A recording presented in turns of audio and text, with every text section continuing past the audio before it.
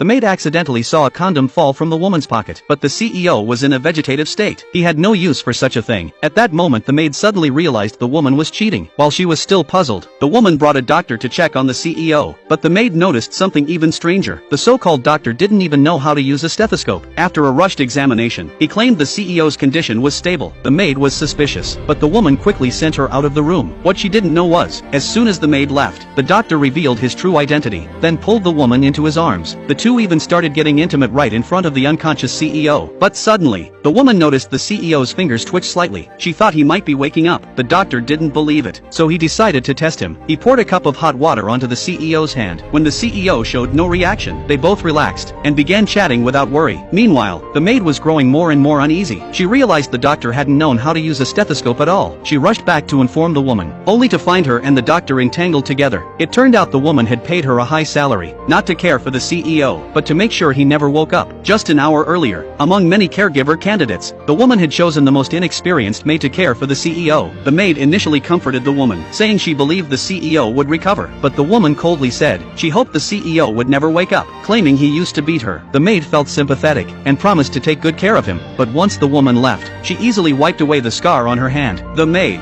still wanting to help, began mistreating the CEO. Later she noticed red rashes all over his body. When the woman came home, the maid informed her, but the woman showed no concern. She even forbade the maid from giving him medicine. The maid was confused. She remembered the woman used to love the CEO deeply, but didn't realize that once the maid left, the woman would mock the unconscious man. Just then, she received a call from the fake doctor. He had arrived at her door. She eagerly went out to greet him, telling the maid to care for the CEO, then brought her first love, who was pretending to be a doctor, into the house. He pretended to examine the CEO again. Afterward, the woman sent the maid away, so she and the doctor could spend time alone. While they were getting intimate, the woman noticed the CEO's eyes move slightly. She thought he might be waking up again, but the doctor still didn't believe it, so he poured hot water on the CEO's hand. Seeing no reaction, they let down their guard and resumed talking. Unaware, the maid was now fully suspicious. She realized the doctor might be fake and went to warn the woman, only to accidentally uncover their secret. Now the maid understood. The woman and the fake doctor were conspiring to harm the CEO. Frightened, she turned and ran, but the sound she made drew their attention. The woman came out and saw something on the floor. She immediately realized the maid had been eavesdropping. The doctor sneered, saying the maid couldn't possibly threaten them, and that he would find a chance to test her. Then the two went out for a date. Once they were gone, the maid rushed back into the CEO's room. To her shock, the CEO had opened his eyes. He tried to speak, but no sound came out. The maid decided to find another doctor immediately, but at that moment, the woman realized she had left her phone at home. She rushed back in a panic. The maid was terrified of being caught, and urged the new doctor to check the CEO quickly. But just as she was urging him again, the elevator doors opened, and the woman walked in. She froze in shock at the scene before her.